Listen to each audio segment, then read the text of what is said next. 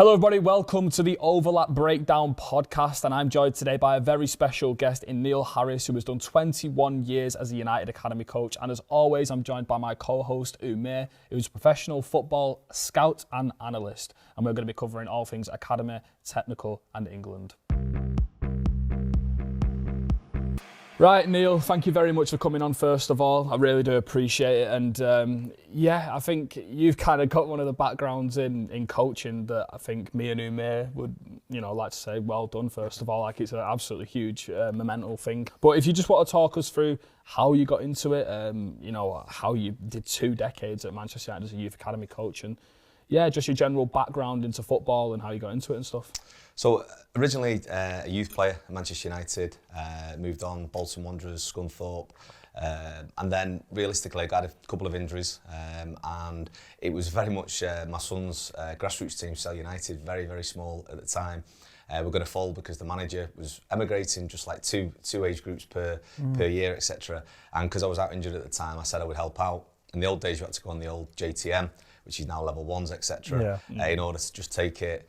And it was actually at that point that Graham Buckingham, a very famous coach and scout at Manchester United, who's actually just left as well, unfortunately, after 34 years, he saw my manner on the touchline, the way I was with the kids, sort of very much sort of Bielsa style head of it, sat on it, just sat in a nice box. Just sat down, literally just chilling, sort of having a laugh with them really, and letting them play in different positions and things. And he approached me afterwards and sort of said, I like your style with the players. I'm here coaching the players or scouting the players, but I like your manner and style, the way you are. Would you come down to Littleton Road and meet a couple of the people? So I went down there. It was my first introduction to Tony Whelan, and I'm sure I'll speak about quite a bit in this. And he sort of said to me, what badges have you got, son? And I said, I've got the level 1. And he said, well, and I got the first. Well, you're going to have to go and get a few more badges, son, and then like, have you got a lad? Yeah, I've got a lad. Great, getting some kit, blah blah blah.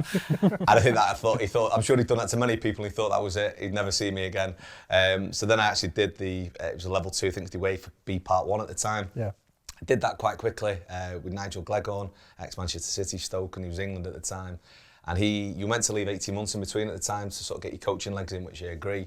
But he sort of suggested that it might be a good opportunity for me to jump straight onto the next one. So I went and did the next one, passed that, and then just sort of rang United up just out of interest and just said, listen, I've passed it now. In that time, Blackburn had actually offered me an under-9s position at the time, but obviously, I had a young family and travelling and things. That M61's a bit of a shock come the winter. And so I had a conversation with them. They got me in. I did the development centre at the Cliff on a Sundays. So I think like the first age group of that was maybe like Devontae Redmond and Dimitri Mitchell and some real talented players, Cameron Borthwick-Jackson, who went on to play for the club. And then I also did development centre in Stockport and the Cliff on a Sunday, and then very quickly from there sort of moved on. Within a year I was at Carrington doing the 11s. I think my first group there was like Donald Law, Ben Pearson, some really good players in there. Liam Grimshaw, I think, still playing in Scotland, and then sort of stayed around it. So then I was like, I think they call it now, lead phase coach for 11s and 12s, and I was only part-time at the time, casual, so that was quite obviously an honour at the time. And then bounced around between sort of 13s, 14s, and last season I would take like the 15s, 16s on a Monday with another group of coaches, take the 13s, mix in with the 14s. I'd be at the school on a Thursday morning with Stuart Lester. Again, he's unfortunately just left recently. He was the lead manners coach, which was the Manchester United Schoolboy Scholarship, so Cobby 12 months ago, and things like that. Shay Lacey, as you know now. And so I'd have a real good range of doing it. So sort of in my time at the club, I've been from everything from sort of what's now called pre-academy with development centres then, all the way through to 16. So a real broad sort of spectrum on through the foundation phase and youth development phases, and obviously with an eye at the PDP phases as well, really. In the kind of way that you've gone with your career, you say you've gone from kind of the start and the earliest age groups now to the top. Obviously now you've left Manchester United, of course. Do you want to continue? Do you feel like as you gain experience, you're also going higher and higher? Would you go maybe into like a senior role, or do you think? Yeah, not necessarily. So I have actually been offered a couple of opportunities to go sort of in professional phase since I've left, and since obviously a little bit of media since I left. not been the right opportunity. I think if I was going to do something like that, it would be something between, like a bridge between the academy and the first team. So I know a lot of those roles now sort of player development and things. So you actually do have a link in. You've worked, you've lived it, and then obviously we what comes next with regards to the PDP phase. So I think that would maybe be something there. But no, I think one of the things I'm proud at is that I just recently spoke to one of the guys at the FA, and he wrote me a lovely testimonial reference, whatever you call it, and he put in there that I was one of the youth developers in the country that walks the walk, talks the talk. Nice. With regards to there was a few years ago, you submit your Premier League what you want at under 13s in terms of playing style, 11v11 or whatever. And when it came back in, I was the only club out of the whole Cat 1, Cat 2, Cat 3 that believed under 13 should be playing 9v9 football, particularly up to sort of Christmas time, etc. So he sent me that back recently, and that was like a badge of honour, really, that I did live the thing, in terms of player development and that journey, really. Yeah. Can I just touch upon that point a little bit? Obviously, I think with a lot of coaches, particularly when they're sort of starting out their journey or sort of aspiring budding coaches, they sort of look at sort of their role models, their inspirations in the game, and people who sort of are head coaches in sort of the senior level in the Premier League. Naturally, I think there'll be a difference in the actual skill set between somebody who ends up going and doing that and somebody who specialises in sort of youth development. And it's not to say one's better than the other. Obviously, I think there's just a natural difference between those two. In your experience, and obviously you've put in the yards throughout all of your career, what sort of skills and what sort of traits do you think are specific and of more importance through developing and dealing with a player who's, let's say, 13 years old rather than somebody who's 26, 27? I think recognising the children. Exactly, yeah. So, again, we'll talk about Tony, I'm sure, quite a bit in it, but, one of the big things with him is that, you are teaching, because that's effectively what we are. We're teaching, coaching children. Yeah. And that it's just that they are very talented footballers to boot, but we are, we're working with children, so we have to preserve that childhood and that love of the game and that fun of the game. Yeah. It's got to be age appropriate. So I think that's one of the points maybe that I was going to come on to. I think one of the problems I think certainly in academy football is the remuneration packages for coaches. So PDP coaches are paid more than foundation phase coaches and YDP phase coaches, and that might be because it's obviously full time and you're working pretty much full time. But even I think at the FP and YDP full time wages, they're not there. So what you have then is you have maybe at the start of the journey you have maybe coaches who are young, maybe don't have outgoings in terms of mortgage and rent, etc., who are able to take a lesser wage and are starting their journey, or maybe people whose maybe mortgages are paid or children have grown up and then are willing to take a drop, coming back into it. And I think we just potentially miss out on this real opportunity of getting people who have the experience almost to develop players, isn't it? Absolutely. So then what you then sometimes have is you have sometimes people who are maybe 100% want to work in PDP, and that's absolutely fine. Maybe working in youth development football and foundation phase football, but really studying for their PDP world and what's coming next. And then you've got to make sure that they are experienced enough to make sure that they're not imparting information that's not too soon. Because for me, a skill of the coach is knowing what comes next, knowing what happens on air when it's 11v11 and things change, but actually withholding that information, actually just bringing that back in and making sure that we do coach and teach on an age-appropriate basis. I think that's the skill of an FP and a YDP coach, really. Would you say there is kind of like a general age like range where you start looking at players when you're coming through, when you're educating them? Do you start to go, okay, once they hit this age, we're going to start incorporating like different sorts of tactical ideas? For me, it should be an individual programme throughout, even though, we'll speak about some players, I'm sure, that are in the first team or youth team now, they will have gone through an individual development. Now, obviously, one of the things that's changed in academy football since I've started and just obviously finished in it is that it's the MDT team, so you have a full multidisciplinary team around it, so you can maybe bring in somebody who maybe needs to do a little bit more on an athletic basis, or maybe needs some help psychologically, socially. Nutrition, analysis, we can support all that. But I think for me, it's still down on an individual basis. So you're right that you might have one player that may need to play up to be challenged because he's a really talented player. I think again sometimes somebody might see a big physical boy and want to play them up because they say, oh, he needs that challenge, but he might mentally be we say a baby as such, but we mean that in a nice term. He might be young in his mannerisms and the way he socially deals with things. So again, I think that's where one of the things I'm proud at the club was myself and a couple of other coaches, we created these bespoke Saturday programmes where it was always 11-11 on a Sunday, unless you got a like-minded coach and club that you could speak to and say, how many players have you got? Should we do 2 7v7s, or we'll do a 9 then 11-11, whichever. But where we could do the 5v5s, the 7v7s, the 9v9s, Chelsea last year came down and got a great relationship with them. He's just got the academy manager's job now there, Ben. And it was a case of mixing our players in. So the boys came in and they mixed Chelsea United. Just from a social perspective, really nice, and you get to see the footballers, and we played throughout the day, and then we played each other in the afternoon, etc. But for me, it has to be an individual programme. You have to know what comes there. So going with the athletically developed player who's more mature in his advancement, him playing up might be a good thing for him, but also playing him down in a 5v5 and a 6v6 might be the best learning thing for him, because things are quicker for him. Smaller physical players, which again it might benefit them from playing in a small-sided game, but actually benefits the more physical, mature player as well, because things are quicker. He's got to move his feet quicker. He hasn't got as much pitch to then outrun players. He's got to maybe think a little bit quicker and stuff. So I think, to answer your question, I think it's an individual programme. There will be some players that you'll see in challenging you, and the whole high challenge, high support thing. So he needs a little bit more now. So we might need to find him an additional game, or we might bring the best 12s, 13s, 14s together and mix a group to really challenge those in that aspect. But for me, it comes down to individual tactics. So, again, don't pigeonhole too early.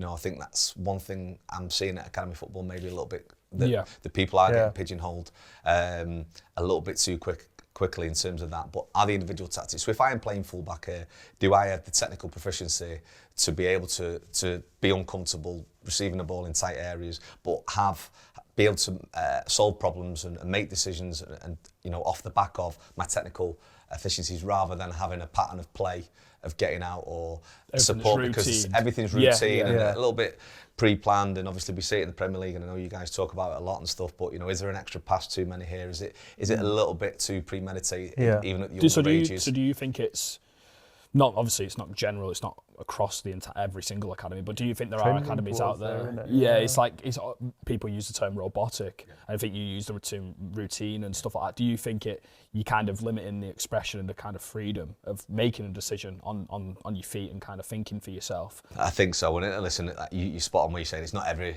academy, it's not every club, it's not every player, etc. But for me, when I look back at probably the last 3 to 4 years, I think it's becoming a lot more tactical. I think, again, and that's where, are we bringing that premature professionalism? Are we bringing that elitistness a little bit further down the chain too early?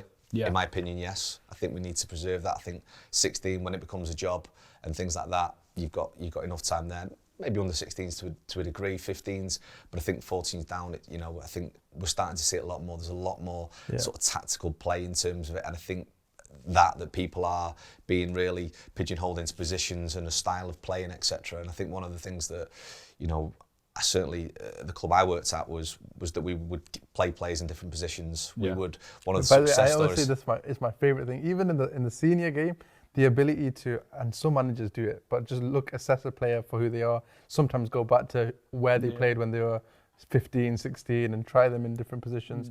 I think there's an example. Alex Iwobi obviously played wing and whatever, but then Lampard played him in midfield.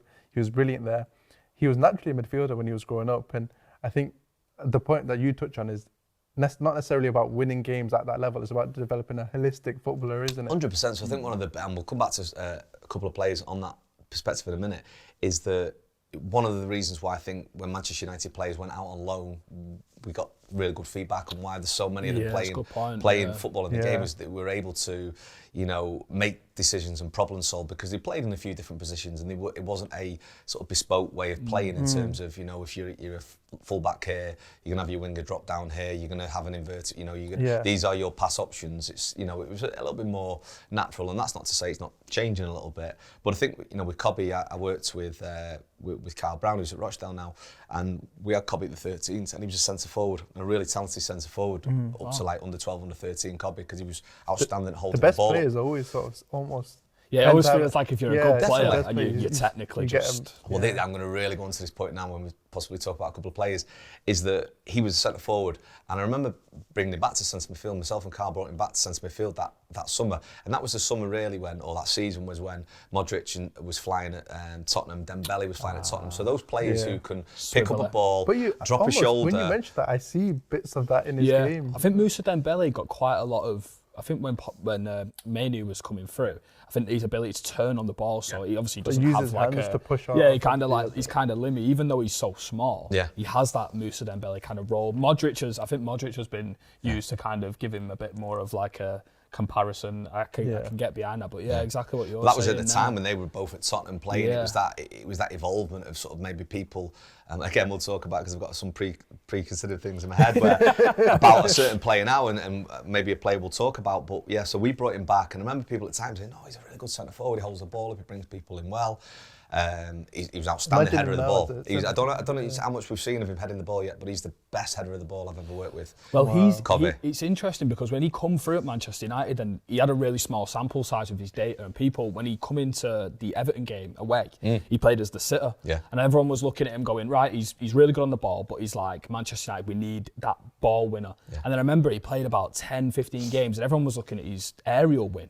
And everyone was like, do you remember this? Yeah, why the it was like, he's so high. So do you think like he's got an incredible leap on him? Just his I think his timing, his power, his leap was, even like I say, when he was outstanding in terms of bringing the ball down from the air, so he'd receive it to different body parts as we talk about, so he could receive it off his thigh really, really well. He could bring it down off his chest, even could actually cushion it down himself off his head and bring people in. Do you think that perhaps some of that's because he came through a little bit as a striker? Yeah, would you say he's adopted that kind of? Yeah, he's a street footballer. Yeah, which is again one of the things that we're losing. Yeah. And listen, we are producing some really technical, exciting front three players, and for England, if you look at the depth at the moment of things, but I do think we are losing that street football a little bit. I think that's because of how young that you see a lot of one-to-one coaches now, and lots of they're taking them so early, so they may be doing one style of trick as opposed to actually the best players coming through in prior years. And by the way, that's not a bad thing, but in prior years, the skill and the techniques and things were just natural. Yeah, and they would still go home and play in the street. Because they found a way. They found a way to beat a player. Messi's been the best player for the last 20 years. He plays exactly like that. Body swerve, that's it. He's got one body swerve. I think that's what people said about Phil Foden. There's all these videos on social media of Foden playing with like the smallest football. Just recently, on the street. a few goals the other day. And it's just like, you can just tell when you watch him. I think Shea Lacey's got a bit about that as well. It's obviously an easy comparison to make, but he has kind of got that kind of swivel and stuff. And I think, the kind of thinking on your feet, street football, it is. Cobby is one of them as well. What would you make about? This is kind of a point we'll get onto. I think the technical and physical kind of comparison. Would you say you've been there for 21 years, so you've seen eras of football come and go? Would you say there has been not necessarily United, but just in football and youth football? Would you say there's been a shift towards more technical-based footballers or more physical-based footballers? Would you say maybe now the game's going back to a almost more like physical? A cycle, kind of. Physical. It's going back to physical, Physical for me, yeah. I think if you just, like I say, and what's great is coming out, I've had time to reflect and think, but when you're in it, one season rolls into the next. But I think coming out and reflecting, I think definitely it's physical. Of course, it's been quicker because my two sons are 6'3" and 6'6". I'm 5'10". You know what I mean? So you can see how the world is changing and everything. So we are, it's becoming so physical, so quick now. I think the technical stuff is because of the one-to-ones and the stuff that away from academies that's happening as well as in academies. We had a period in academy football where we were saying that obviously school football had obviously dropped off and things, and town teams and county teams and stuff. So we were actually trying to bring the playground into academy football. Paul McGuinness and Tony Whelan were a massive, Brian McClare were a massive advocate for, but we actually trying to replace what our era and previous eras had in the school playground, because it wasn't happening. That play aspect. And I think again, it's actually the academy's job to do that again, because I think if they are having one-to-ones outside of the academy, it's going to happen. They're going to go to other clubs, it's going to happen. You know, if they are, so say for example they're under 13, they're in school now, they're in secondary school, and they're getting a timetable all the way through. If they then come into the academy in the evening and it says 6 o'clock athletic development, 6:15 analysis, 6:45 psychology, 7 till 8:30 football, like that. The fun almost is It's, withdrawn. it starts to feel like a bit of a job. Yeah. And that's we've got to not make it feel like a job till it's 16. It's got to be, oh no, I've been in work, I've been in school all day, I've been in the car for maybe 45 minutes, it's dark nights, it's thing, I can't wait to get there. Again, Tony Whelan's famous thing, it's got to feel like Christmas Day every day. Yeah. When you finish that That's session, brilliant, they've got to absolutely be devastated that this is the end of the session, leaving wanting more, and then they are, you know, it's got to feel like Christmas Day every time they come in, from as long as you can keep it. And that for me is the job of an academy coach in the foundation and YDP phase, is to make sure that it feels like that, and it can't feel like a job, and it's got to feel spontaneous when they come in. If they come in and they see a planner to say you've got to be in that classroom there for analysis then, and you've got to be there for AD. And by the way, all these things are really written, structured, are really important. It's MDT, Yeah. absolutely important, and we need it. But it's as and when, and can we create that spontaneity to say, actually, today we're going to start football first, and we're going to play a game first, and then we're going to do this and this. Just and a then bit at the of end, like, and then at the end you're going to do some testing, or at the end you're going to do this, or actually at the end you're going to go and play a analysis quiz or something like that. Yeah. So at the end, just vary it up and things like that. And I'm not saying that's not happening. Even the topics, it's more about the form in which you... Yeah. What would you, so obviously I think two of the players who've publicly spoken about you that you've worked with in such a great light, by the way, are Scott McTominay and Anthony Elanga. And obviously we spoke then about the game going back to physical. And I think when you look at them two, you kind of, you look at what they've got: pace, power, strength, size. How proud are you as a coach when someone speaks about you in that kind of manner? And I watched Napoli the other day, and McTominay was absolutely brilliant. Brilliant player. Such a and Anthony Elanga, I was sad to see him leave because I thought he was unbelievable when he broke through under Ranić. And obviously now he's doing great things at Forest. Like, how happy are you that you can just kind of cast over to them and go, wow, look at how good the players they are and how good lads they are as and well. Great people. Great people. Great support networks in family and friends and things like that. And like I say, when I met Anthony the other day, he was just Anthony again. He was just a lovely lad. Same with Scott. Like I say, I obviously got those messages off him, and I got a video message off Anthony, which was just lovely. And I think, as it said in the article, you know, it's the stuff when they say, you know, you made me into the man, or you helped shape me into the... That's the bits that you're like, oh, okay. That's more pleasing than the football aspect. 100%, because when you're working with these, you've got to remember, when we're working with these are 13 and 14-year-old boys, and then... Not everyone's going to become a professional No, footballer 100%. And this is the thing that I found funny, actually, because when I've worked with a couple of coaches recently, they call people by their surnames and stuff. So they might say Rashford, McTominay, Elanga, this, and I'm like, Scott, that's Marcus, that's Angel, that's Jimmy Garnett, Dwight. That's because when they're 13, 14, or whatever age you work with them, you call them by the first name. So I never know them by the surnames and things like that. So it's really, really funny that, because you know them as a child. You've been away with them on tours, you've been away with them, you know, when they've been low, when they've had this, they might have, you know, not with those two, but parents might have separated at the same time, something happened in their lives and things that you know and you don't share later on. So when you see them develop, it's fantastic. But the same, you know, same with anybody. So, you know, Ben Brayton from Stoke, you know, and then he's Ben Brayton Diaz all of a sudden and things like that. And he's playing in the Copa America for, you know, against Messi and things like that. And you're like, brilliant, you know. I just watched the match of the day. And you know, you've got Dwight there playing out his skin at the moment. You know, great kid. We watch lyrical about him every episode. We love him, honestly. Love Dwight. I think he's got in terms of how many goals the team has scored, the percentage of the goals that he's contributed to, I think he's got the highest in the league this season. He's really, really, really surprised me. He feels like, and when we watch him, there's like almost a Manchester United. There is a Manchester United feel to him. Like, you can just tell. I don't know what it is, but yeah, it's just brilliant. I think who would you say, obviously not in terms of the football, but in terms of your general career and the players you've worked with, who would you say has been not your proudest like player to work with, but like you look back on the work you did with them, you know, over the years, and you go, I'm so proud of the player, not just the player, but the man they've come.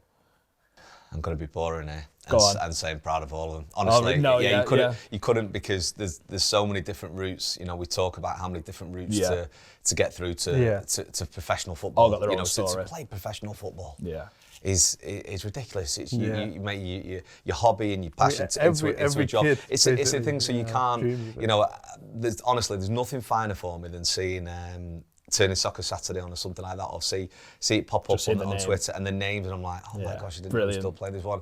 Terrell Warren is at Grimsby now. He sent me a message. I spoke to, so there's just so many of them knocking about, which is fantastic, and it's testament to all the people, people behind the scenes and stuff that they've done at the club. But it is about that family feel. It was about a family feel in terms of how we looked after boys and how we looked after each other as staff, and tried to make sure that there was a. Years and years ago, you boys won't remember it now, Henry Winter came in, spoke to Les Kershaw, Brian McClare, and Rennie and I did a session with Rennie. It was actually, I think it was Ben Pearson's group, Donald Love's. I think James Wilson might be in a part of it as a year below. And it was the whole thing is that, we want them to leave, better human beings when they leave us and stuff. And that's been the whole thing. And that is the beauty is, if you see somebody who's, Callum Whelan, who's one of Scott McTominay's best friends and played with Scott. I got a voice note of him a couple of days after it had been announced I'd left the club, and his voice note started with, "Hi Neil, it's Callum Whelan, now 26-year-old with a 16-month-old. I think he said 16-month-old, silly baby." He said, "Trying to get back in the game. I'm still trying. He'd been at Watford. He'd been at a few clubs." He said, "But just thank you, not just to me, but to other coaches as well, for still retaining that love of the game that I'm still trying to get back in at 25, 26 and stuff and things." So, hearing that gave me as much pride as, seeing Scotty tear it up in Serie A, which we knew he would because he's a top quality player. And listen, he's so underrated, Scott, honestly.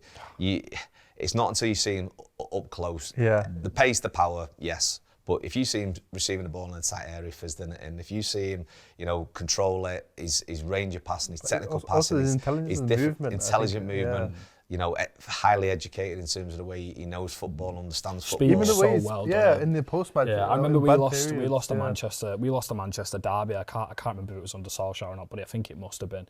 And he come out and he basically just, when you watch someone speak about it and you go, that's exactly how I feel, kind of thing. Yeah, just kind of doesn't gloss over anything, doesn't make anything doesn't make excuses. And I think one of the things as a Manchester United fan when he left us, I was looking at him going, when I look at the squad and when I look at the group of players, I look at him and I think he's a standard setter, a leader, a speaker, a motivator. Who's a leader? I was really disappointed, honestly, because I thought he's just the perfect kind of player, the perfect kind of player you want. And I'm really happy for him. It's no surprise that he's doing so well. I know, everyone a lot knew. Of people I think everyone. He actually looks like a man against boys when you watch footage of over there. I think him and Conte's it's brilliant duo, and he's got Billy Gilmore next to him who plays for country. So absolutely, it's really really good. I think. One of the things I want to kind of touch on before we move on to kind of more player aspects, I want to ask you about this because I think, obviously, we're speaking about the development of football, and I want to ask, what does success mean to you as an academy coach? Is the success, is the reward, the development, and the end game of seeing these players get there? Because I think, obviously, academy football's completely different to kind of senior football in terms of the end goal. What is the success of being an academy coach? I think it's two parts. So for me, again, going back to Tony Whelan, one of the first bits of advice he gave me, he said it's, money's not great, but when you eventually you're in that, because obviously I wasn't at that stage, but when you eventually see one of the players that you work with make the first team debut and you sat in that quadrant at Old Trafford and you see him walk out, that's your pay, that's your thing. So that aspect, and again, obviously, that's very fortunate working at Manchester United in, the heyday and things like that. But for me, I think sort of now on an ongoing basis, it's keeping them in the building. So we used to have a saying that, to parents and to players, just stay in the building. There's been a lot made about Thomas Tuchel becoming England manager. Do you think there's something that English football could do better for young, up-and-coming coaches? I think, you kind of look at it to aspiring coaches kind of thing, and we tried to get into the game. Some of us had success, some of us have had struggles. What would you say? Would you say that there are things to work on? Would you say, or do you simply believe that it's a fine system and we're just waiting for the modern managers to come through? It's a tough one. So I think the FA has evolved a lot. I think, so again, my length of tenure means that I remember the old FA badges, which was very much a stop, stand still, let me take your place type approach. It has 100% evolved. So I think the start of that was the youth awards that John Allpress and Craig Simmons ran in the early sort of 2000s, really, was sort of the really start of the evolvement of that. And I think the advanced youth modules that they've done recently have been very good because they're focusing on the player. So the focus on the player, so it's getting a coach to think about it from a player perspective, and obviously psychological, social. So it used to be the old four corners has obviously been changed now, and your technical and tactical together, and we've got social and psychological as well as obviously the physical element of it. So I think the awards and the training towards that should make a better coach and make a better all-round coach in terms of what coaching is. Yeah. For me, I've had this argument with the FA at times and stuff, and they've agreed with me and challenged me, which is brilliant, is I think that the A licence has diminished slightly because it's now, it used to be when I actually did it with the Scottish FA at the time, it was very much the old-fashioned process with pros, lots of Peter Lovenkrantz and things like that were involved. So you're actually coaching professional footballers when you're doing it, so you're doing it there. And that was really to go and coach with adults, the A licence. And the advanced youth modules, for me, are more like a qualification that you should have up to the age of 16, really. So you work in youth development football with maybe tweaks if you see a certain coach is showing, potential qualities, etc. So I think that's slightly diminished it. And I also say there's potentially an opportunity with the A licence to actually grade it like a university tier. So you say, okay, you've got the grade in this 1.1 or 2.1, and then that actually says, okay, that separates you slightly from the rest in terms of, okay, well, these group of coaches here might be on a slightly different path from me. We think these have passed the award and are at this opportunity yet, and then maybe take like a re-evaluation in 18 months or 2 years to say, okay, well, actually, you're now onto there. So maybe you could tier it a little bit and maybe have some form of, I don't hate the word elite coach, but then you could have like some form of a coaching group, of a network. And that might be, by the way, that with FP coaches, YDP coaches and PDP coaches, and create that real sort of network potentially to do it. Because I think they've done that in Italy, I think they've done that in Germany. I think in Germany, why there's so many German coaches produced is because they're given an opportunity at the 21s. Young. They're given the opportunity in the first team because maybe not, unless you're at Munich or Dortmund or obviously now Leverkusen, you're not really at that coalface where the pressure's that much, of course. If you're a lot of youth coaches take over there, don't they? 100%, and that's why they get the opportunity. Bundesliga 2, for example. Bundesliga 2, and you look where obviously Norwich went and recruited Wagner and Varkey and things like that and stuff, and we're looking over there because Premier Leagues and Championship clubs are saying, well, actually they've managed men in an elite environment, in a first team situation. We're going to probably go to them rather than the 21s coach. Obviously, Neil Wood went from Manchester United on the 21s to Salford, did a really, really good job, was really, really unlucky not to get them up. And since then has been out of football. He did a little bit with Canada Women's. I spoke to him recently and things like that. But I worked with him at Salford. Did you? So I was there for a year at Salford, and I thought he was brilliant. I thought the setup of coaches he had there. I thought Simon Wiles was unbelievable coach. Sam Hall worked with him quite a lot, and I thought tactically and technically I thought we were really just good. And you're right, we were unlucky to go up that year. Obviously lost in the playoffs to Stockport, but I think even there you kind of saw. Look at what's happened there, Stockport. I know. Yeah. Hey, it's fine margins. Honestly, it's fine margins, and I think some of the players he works with, we recruited young. We had young players. We had Ethan Galbraith, who was for former United. He was a joy to work with. Brilliant player, brilliant lad. It's really interesting, like the kind of the youth aspect of things, because obviously you look at what Brighton have done now, and they've gone and got like a 32-year-old coach. Yeah, but from he's Germany. come in the exact same pathway we're talking about. And he just looks like you're just saying, slots in beautifully. Like an opportunity and talent comes together. Yeah, and obviously we've got Tom Cleverley at Watford, who's now one of the youngest coaches in the English pyramid, which is brilliant for him. And I think what you're saying is right. I think we are going to start to see, I think there's a lot of young coaches coming through as well. I think if you just go down the pyramid, there's loads of young ones who are currently at like a League 2, League 1, and before you know it, it's 2 seasons and they're in the Premier League probably. So for that, I can I can get behind kind of the networking in terms You of... look at Kieran McKenna now, is he under pressure? Russell Martin, are they under pressure? Under pressure. Gary O'Neill, are they under pressure? Because they have a style and a methodology and game model that they believe in. Yeah. I think you guys have maybe spoke about it as well as, are they, The are 2 or 3 of them the Vincent Company model of, I'm going to play whatever. Irrespective of. Honestly, that's a debate. And I think Company has given this unbelievable debate for this season on that. It's brilliant, isn't it? Sir Alex changed. Changed when Carlos Queiroz came in, when Rennie was in, when we had Jim Ryan and Steve. He changed, and that's the thing. I think that's where your quality as a manager comes in. I think you can have a philosophy that underlies all your work.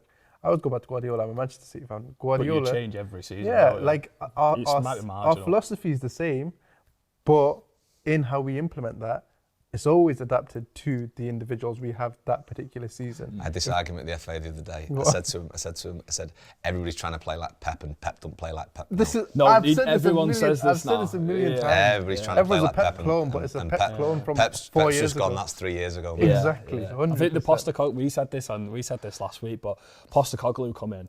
And everyone was like, he's playing exactly like Pep. I'm like, no, he's not. No, he's they not. are relentless. So it's like sometimes you actually see City stand back and, actually take shape and go, right, we're not going to press. No. And you've got teams running around like carnage. And I think it's almost kind of a testament to Pep, just kind of sneakily just like... Yeah, people who have spoken to Pep and people who have been in and around Pep, they've relayed that Pep loves when teams play like what Pep should play like. When they press high on him, when they play out from the back, without the quality of players that he has, it's easy for Guardiola, and he likes playing against. That's for me is the key detail.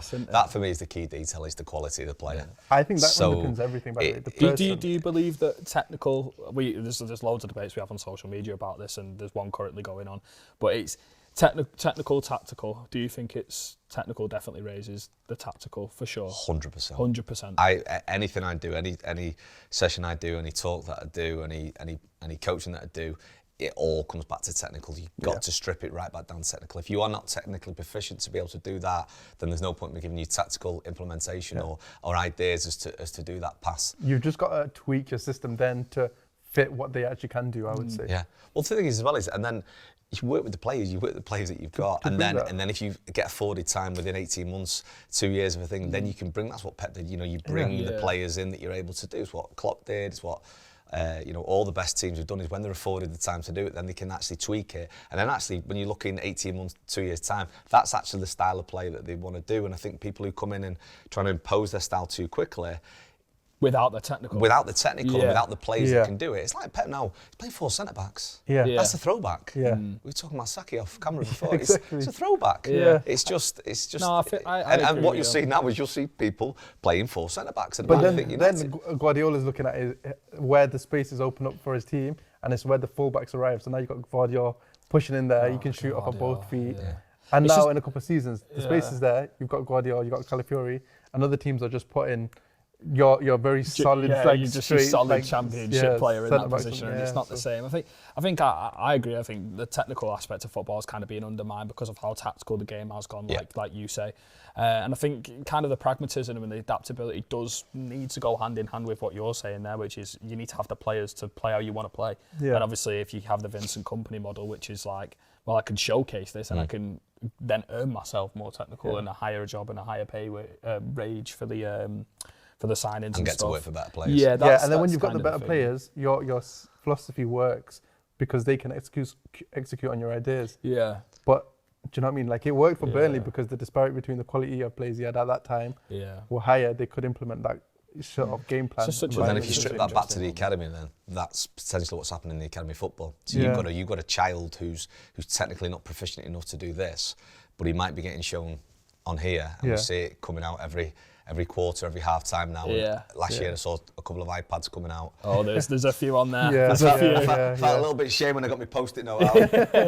but when you're seeing them, I'm like, okay, but if this boy can't clip that pass or can't make that pass now because you're tactically asking him to do it, they're not familiar his technical that's got to be his ILP, his ADP away from the club has got to be being able to play a simple pass. You've got to be technically proficient to be able to carry out tactical instructions. They're inverting fullbacks now, but if you've played like many years protected by the touchline. Yeah, it's a completely different You can play at situation. 180 degrees, Yeah. and now just because a team wants an inverted fullback in there, Yeah. it doesn't necessarily suit Yeah. the quality of the players, The- and the play the looks te- worse. The technical aspects, I think, who would you say is probably not just at Manchester United, but in terms of players you've watched, because obviously, like you said, you used to do joint sessions. Who is probably the most technical player you've seen in youth football? Including United. Both, including everyone Can I you've just seen. Yeah. can I just say, how would you define technical? Yeah, how would you? Yeah, because that's it's a good debate that starting everyone point. Yeah, has it's as a good well. starting point. So for me, I always strip it back to, so technical is something that you would do as an isolated practice. So Yeah. so a ball on a wall is a technical practice. For me, a skill is a technique under pressure. So once you Write that. Put that in the Put that in- yeah, put that in the for promo. me, a skill is a technique under pressure. So have I mastered, or am I good enough at this technique now? Okay, that I'm now able to take it into a 1v1 or some form of a skill environment in terms of decision making or problem solving. I've got to do it. So for me, a technique is it's an isolated practice work. So it's your Gary Neville. The reason he got a career is he'll tell you, passing that ball through them cones to Eric Harrison, to Archie Knox and Brian Kidd, whoever it was at the time. Am I technically proficient at this? So again, what we used to look at was, we used to have a tick chart that, an under 13 player or under 12 player, have we worked on that? Has he got this and things? So you're looking at it from an individual basis like that. So for me, isolated practice work, which is so vital for a player. And obviously then you might have 2 or 3 people who've got the same technical proficiency or area that they want to work on. So then you can do it in obviously a small group and things, and then progress it and things like that. But for me, a technique is an isolated practice that you can work on yourself. Yeah, I think I'd agree with that. Yeah, well, you're the expert. I'm not. So, Whatever you would say. Yeah, I agree with that. Well, for me, I always think that skill is a technique done under pressure. There's there's a real difference between them. Yeah. So given that, would you? Who would you give it to? Kind of the most technical you probably worked with or Worked with seen? probably Ravel. I didn't have him as an age group, but I've worked with him with small groups, with obviously that group of Jesse and Larnell and Tom Thorpe, who just went on the charity walk with Joe Thompson with. It was great to catch up with Tom on that. Ravel, obviously Mason, Marcus. Against probably Foden was obviously one you've watched. And yeah, you know, Foden was a different class. Yeah. I'm trying It's to think. interesting you said Ravel. I've got a quote here. I wanted to ask you about this because I weren't going to ask you about Ravel because it seems like he's the everyone's biggest talk, sort of but the myth fact that ever, you've yeah. brought it up is like, wow, okay, it's actually it's the truth. real, it's the truth. So Paul Pogba recently said that, let me tell you, Ravel is the best player of my generation that I have seen, no doubt. I saw stuff that Neymar was doing at Santos, Ravel was doing that. Would you agree? Yeah, and the thing with Ravel is, and I was thinking about this the other day, is I think if Ravel, well, Ravel would come through the academy system now because he could move, by the way, as well, flipping it, he could move, he could go. But I think Ravel now would be pigeonholed into a front 3 position. Okay. I think because he's more of a roamer. 100%. I think in the modern day he would be played as an inverted or off the right, or maybe even false nines or a striker. Yeah. I think now the way we were talking earlier about the way that essentially pigeonholing, I think he'd be pushed up there.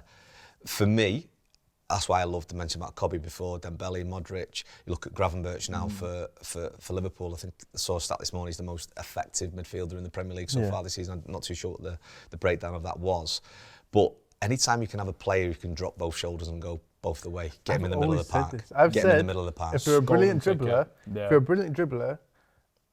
I hate when brilliant dribblers who can go both ways are shoehorned to the wing. Yeah. Because when you're in the middle of the pitch, there's a lot more scope for what you can actually do. Yeah, playing down developing them as players. So even if they are going to be a front 3 player, they're developing their decision making, the problem solving, the range of passing, the technique of passing by playing them deeper. So we would call them ball carriers. Yeah. So I would say Kobe, when we brought him back, was a ball carrier.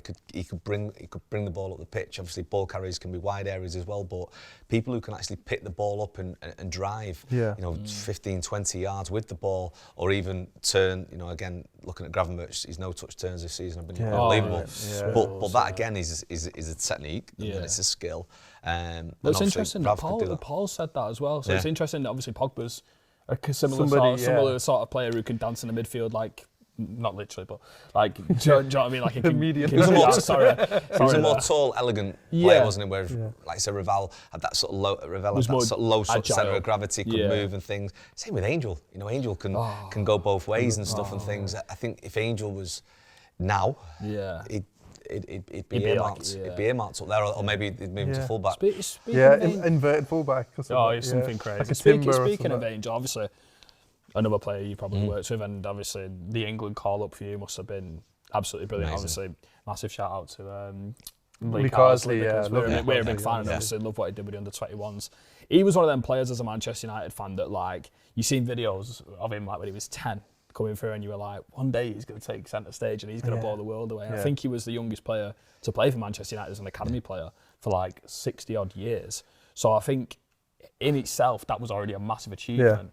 But then, like what we were saying before about the physicality aspect, so much was made about his height. But for him to turn that on its head, he was more of an advanced player, when he was coming through, and him to drop into midfield and then use that to his advantage and swivel on it so easy. I just think, how proud are you of Angel? For Amazing. I dropped him a note when he got his England call up, and he sent me a message back, and I told him he was still the best player I'd ever seen in the cage, and he went, oh, really, type thing. So I used to have a song that I used to sing to him as well, similar to Anthony. There's a theme here, isn't there? I used to sing a song to him about, again, the U2 song, Angel of Harlem, and I used to sing Angel of Salford to him because he's from Salford when he was a young kid. And then I sang down the voice note Angel of England to him, and he sent me a message back saying it was very early to hear my voice at that. It was like probably 8 o'clock in Lille at the time.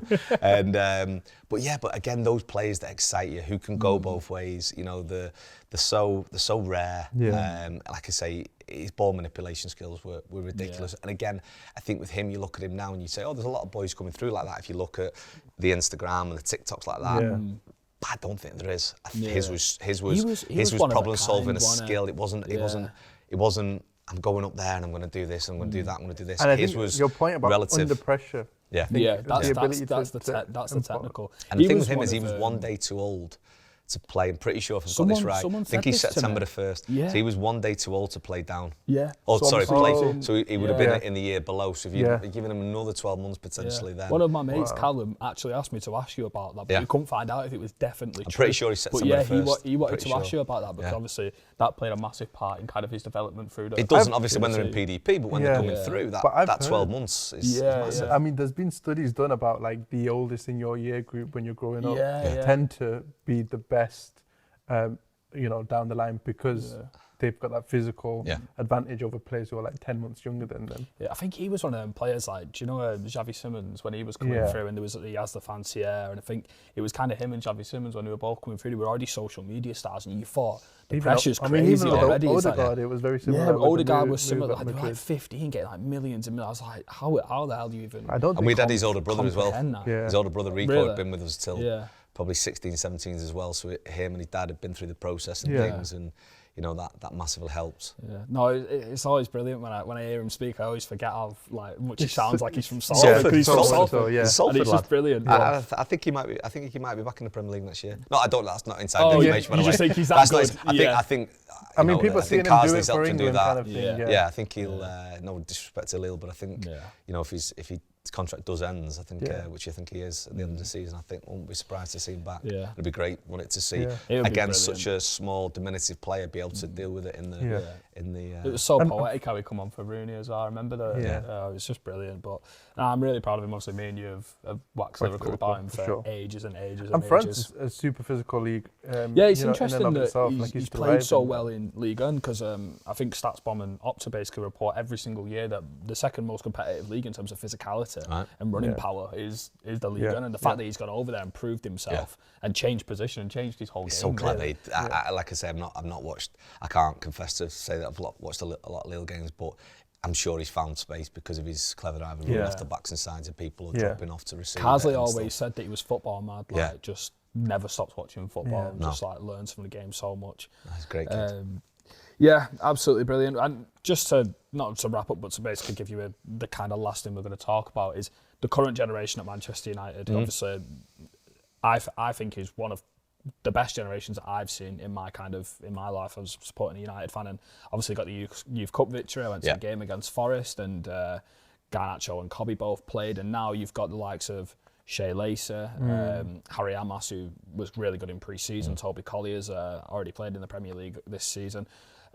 Do you think that the academy is just getting every year? It just seems like there's one player that just goes whether or not it's at Manchester United. Yeah. It always seems like there's either a current United Academy player or ex who just kind of does something special. I think the pathway's there for players now. I think because of social media, I think we know about them a lot early now. Well, you guys know about them a lot early. I think for years we were trying to. I remember when Danny Welbeck scored that goal. I'm pretty sure it was on his debut, or it wasn't far off his debut, was it? With the buzz cut. Yeah. And people going, "Who's this kid?" Where's he come from? I think I remember going to somebody on the Sunday morning, and another academy coach. I can't tell you which club it was at. I can't remember.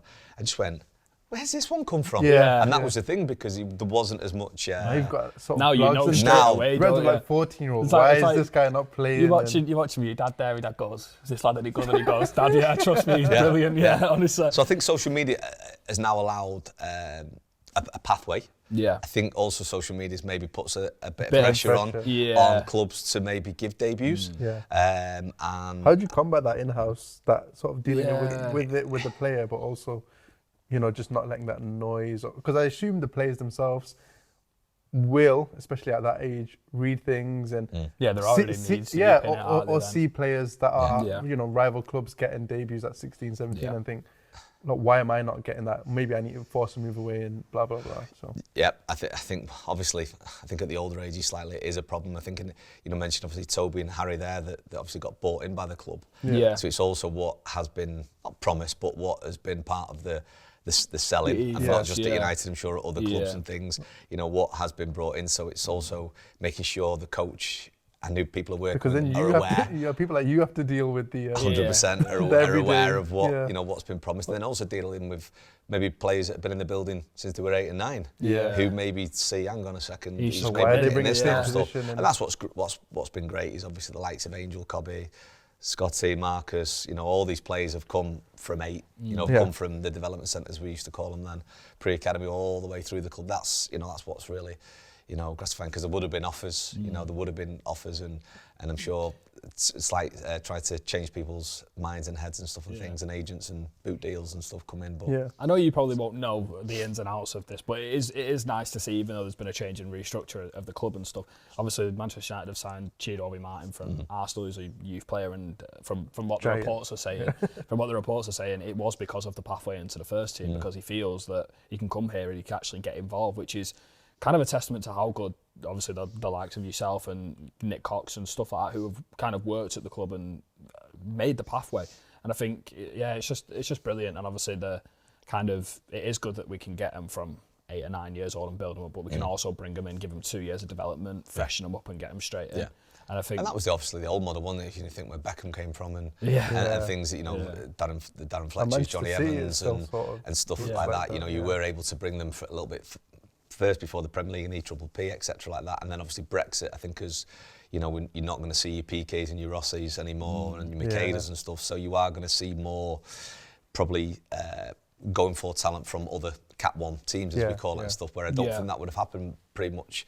Back in the day, you would probably go and, bless them, Barcelona, that La Masia. That La Masia, was absolutely... I was saying I watched them last night, and there's like 5 of them on the pitch, and they just battered Sevilla 5-1, and I'm these like... Kids just and if you think how many of them came over to England in the, your PKs and your... I think there was Pacheco, and there was a few at Liverpool, obviously Arsenal with Fabregas, and it was just absolutely taken apart and ripped apart. So I think they probably maybe got some secret votes in for Brexit just to make sure these English clubs didn't take their talent anymore and stuff.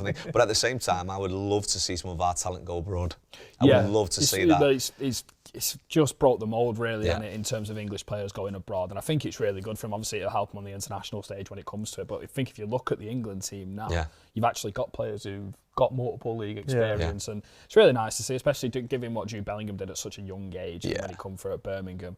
That still pains me. It still pains me, that one, because obviously it was so close. But no, it's really good to see, and I think it's only going to get better for him. I think even English coaches are going abroad now. I think Liam Racine. That's probably one of the things I was going to maybe touch on. The thing there is he's having that opportunity to go abroad. I think a lot of us coaches get the US quite a bit, because particularly with the Eric Ramsey's there, isn't he? He went for the first team, for the first team, and obviously they're in a race with regards to the World Cup and things like that in 2 years' time, and obviously I think the Olympics is even potentially bigger for them, having a real competitive Olympic team in 4 years' time when that happens and stuff. So think us being able to go to Europe and to things, so obviously look at the lad who was meant to have the Real Madrid assistant job, wasn't it? Just recently. From Stockport. From Stockport, Yeah. and because of Brexit, that was thing. So the frustrating. flip side, it's speaking about I it think it before. was just on the other We just recording, spoke about that before you come Was on. you? then. Yeah. So that's a real thing, is that, are we able to go over there? And I know 2 or 3 lads who have gone abroad and done it, and obviously Potter, if you look at that's what Potter's route, Osterson. went over there and obviously then came back because he'd been over there. So again, it just goes back to that point, is the pathway and the opportunity, and people willing to take risks on English coaches at the same time. And I think maybe we do have to go abroad and do have to, work in a first team environment if we do want to work in, these bigger clubs or in the Premier League, Championship, etc. So Thank you very much, Neil, honestly. If you really did enjoy this episode, please like, comment and subscribe, and give us a 5-star rating on all podcast streaming platforms. And we'll be back next week, where we'll be covering the fallout from the Premier League's weekend's action, and we'll have another special guest.